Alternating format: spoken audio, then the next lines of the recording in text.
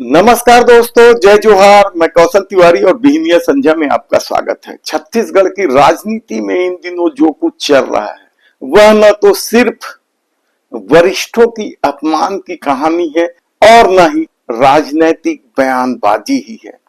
यह बहुत बड़े राजनैतिक बदलाव और वित्त मंत्री ओपी चौधरी की सत्ता में पकड़ मजबूत होने की कहानी है, पावर सेंटर की कहानी।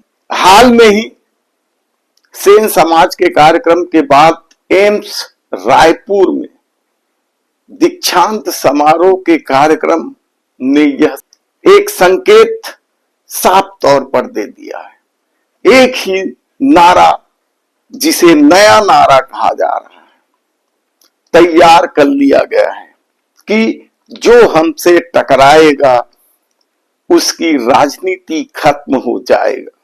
छत्तीसगढ़ की राजनीति में यही चर्चा है कि सत्ता के दो बड़े केंद्र हैं, एक मुख्यमंत्री विष्णुदेव साय तो दूसरा वित्त मंत्री ओपी चौधरी।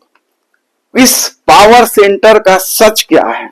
इसके इर्द गिर्द घूमती प्रशासनिक और राजनीतिक चर्चा क्यों इतनी बड़ी हो जा रही है? क्या सच में ओपी चौधरी से पंगा लेना लोगों को भारी पड़ रहा है? कौन कौन नेता इस पावर सर्कल के शिकार हो रहे हैं? यह सब जानने के लिए आप वीडियो के अंत तक बने रहिए, क्योंकि यह बात आपको मेन स्ट्रीम मीडिया कभी नहीं बताए। आइए शुरू करते हैं उस चेहरे की जो इस वक्त पूरी सरकार का पावर सेंटर बना हुआ है, यानी वित्त मंत्री ओपी चौधरी। कलेक्टरी की कुर्सी छोड़कर राजनीति के अखाड़े में कदम रखने वाले ओपी चौधरी का प्रशासनिक अनुभव क्या सबसे बड़ी ताकत बन चुकी है?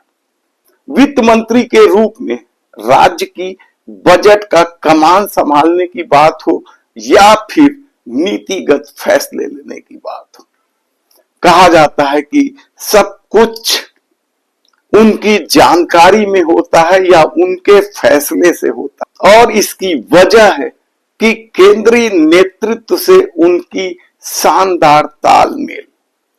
और ये दोनों बातें, प्रशासनिक अनुभव और केंद्रीय नेतृत्व से तालमेल, उन्हें दूसरे नेताओं से अलग खड़ा कर देता है। नौकरशाहों को कैसे चलाना है यह वे ही तय करते हैं, लेकिन राजनीति सिर्फ नौकरशाहों से नहीं चलती या प्रशासनिक कड़ाई से नहीं चलती। यहां सीनियरिटी और जनाधार का अपना वजन है, वजूद। और यहीं से शुरू होती है वह जंग जो इन दिनों भाजपा खेमे में हड़कंप मचा कर रखा हुआ है। बीजेपी की राजनीति पर बात करें उससे पहले नजर डालते हैं उस प्रशासनिक ताने बाने पर, जिसके माध्यम से राजनीति को काबू में करने की कोशिश हो रही है। कहा जाता है कि अपनी पकड़ मजबूत करने और बड़े नेताओं को काबू पर रखने या उन पर लगाम कसने का खेल कैसे खेला गया, इसे समझने से पहले उस प्रशासनिक खेल को भी समझना जरूरी है।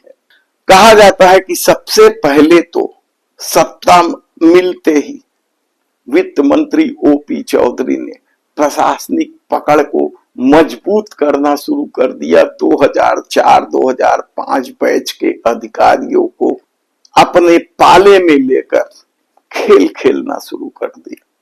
मंत्रालय में ही नहीं, जिलों में भी ऐसे अधिकारियों की नियुक्ति चुन चुन कर की गई जो उन्हें एक एक खबर की जानकारी दे, और जहां उनका बस नहीं चला वहां ऐसे लोगों को बिठाया जो किसी भी राजनीतिक रोप से नहीं घबराते हैं या रौब पर नहीं आते हैं। कहा जाता है कि ऐसे जिलों में चुन चुन कर महिला कलेक्टरों की भी नियुक्ति कर दी गई, ताकि रौबदार नेता अपनी रौब न जमा सके। नारायणपुर में क्या हुआ? आईएएस प्रतिष्ठा से जब मंत्री केदार कश्यप का विवाद हुआ तो उन्हें हटाकर दूसरी महिला नम्रता जैन को ले आया गया।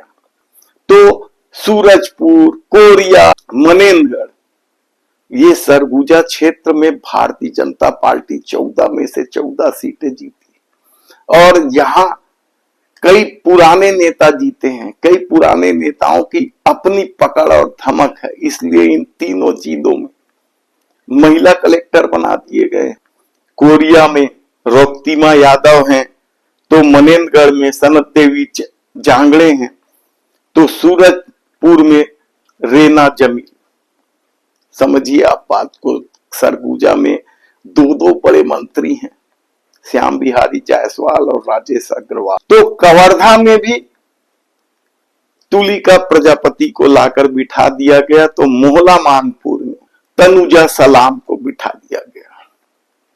ये क्षेत्र 4 बड़े प्रभावशाली नेताओं का गढ़ माना जाता है, जिसमें डॉक्टर रमन सिंह भी हैं, डिप्टी सीएम विजय शर्मा भी हैं, तो 2 बार के सांसद संतोष पांडे हैं, तो पंडरिया की विधायक भावना बोहरा भी है। गजब का खेल प्रशासनिक ढंग से खेला गया और कैसे वरिष्ठों को प्रोटोकॉल के जरिए अपमानित करना है, कैसे कार्यक्रमों के जरिए अपमानित करना है, सब कुछ तय किया जाता है। कहां से आप आसानी से समझ सकते हैं। लेकिन बात यही नहीं बनती है। बात की शुरुआत होती है रायपुर में जब वे कलेक्टर थे या दंतेवाड़ा में जब वे कलेक्टर बने। किस तरीके से उनके साथ बड़े नेताओं ने व्यवहार किया, शायद ओपी चौधरी इस बात को कभी नहीं भूलते होंगे। ये राजनीति के जानकारों का कहना है। तब ऐसे में एम्स के कार्यक्रम में बृजमोहन अग्रवाल का नाम ही नहीं होना या राजेश मूणत का नाम ही नहीं होना, क्या उनके रायपुर कलेक्टरी के दौरान हुए विवाद वजह है, या फिर चिंतामणि महाराज की उपेक्षा की बात जो शुरू हो रही है, या श्याम बिहारी जायसवाल और राजेश अग्रवाल को कंट्रोल में करने की बात होती है? क्या यह सब कुछ प्रशासन अफसरों के माध्यम से हो रहा है?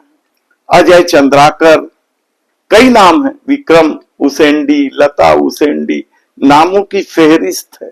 कहा जाता है कि इन तमाम लोगों का ओपी चौधरी से कभी न कभी विवाद हो चुका और राम विचार नेताओं को कोई कैसे भूल सकता है। इन दिनों उन्हें भी हाशिए पर रखा जा रहा है, भले वे मंत्री हैं। मंडी बोर्ड की जमीन यानी जेम्स ज्वेलरी पार्क को लेकर जो विवाद हुआ है वह भी किसी से छिपा नहीं। तब ऐसा नहीं है कि हर बार ओपी चौधरी की ही चलती है, कई बार उन्हें मुंह की भी खानी पड़ी है। याद कीजिए आप अजीत वसंत वाला मामला या नंदकी राम कंवर के धरने पर बैठने वाला मामला, वहां उन्हें मुंह की खानी पड़ी थी, लेकिन कहा जाता है कि स्थिति संभालने में वे माहिर है, इसलिए अजीत वसंत के खिलाफ माहौल होने के बाद भी उन्हें सरगुजा का कलेक्टर बना दिया गया, बना लेने में सफल हो गए थे। तब छत्तीसगढ़ के राजनीतिक विश्लेषकों का मानना है कि यह लड़ाई केंद्र के इशारे से भी शुरू हुई है, कहा जा सकता है, क्योंकि वरिष्ठों को दरकिनार करने का खेल मोदी शाह की नीति का हिस्सा है और उसका फायदा अपने ढंग से यदि छत्तीसगढ़ में उठाया जा रहा है तो फिर यह कोई अचरज की बात नहीं है कि आने वाले दिनों में छत्तीसगढ़ की राजनीति में बड़े बदलाव किए जाएंगे, वरिष्ठों को दरकिनार करके नए चेहरे लाए जाएंगे। लेकिन इससे क्या छत्तीसगढ़ में भारतीय जनता पार्टी की जमीनी पकड़ मजबूत होगी, देखने की बात होगी। यदि आपने हमारे चैनल को सब्सक्राइब नहीं किया तो प्लीज सब्सक्राइब कर लीजिए, बेल आइकन का बटन दबा दीजिए।